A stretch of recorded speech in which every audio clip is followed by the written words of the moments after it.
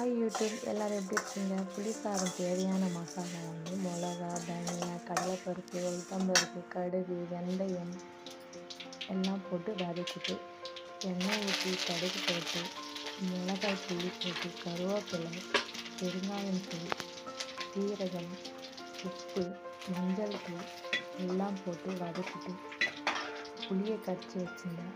புளியை ஊற்றிட்டு அது நல்லா நல்லா கொதிச்சுட்டு வந்தவொடனே கேஸ் ஆஃப் பண்ணிவிட்டு ஆற வைக்கின்ற சாதத்தை அந்த புளியை கரைச்ச ஊற்றிட்டு நம்ம வதக்கி வச்சிருந்த மசாலா போட்டு சேர்த்து நல்லா கலந்து விட்டுட்டு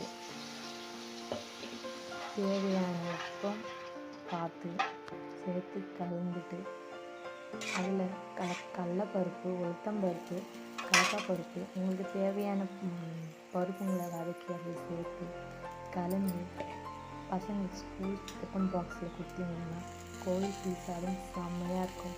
நீங்களும் ட்ரை பண்ணுங்கள். என்னோடய சேனல் உங்களுக்கு பிடிச்சிருந்தா சப்ஸ்கிரைப் பண்ணுங்கள். ஒவ்வொரு ஷார்ட்டும் ஒவ்வொரு நேரத்துக்கு வந்துக்கிட்டே இருக்கும். Thank you so much.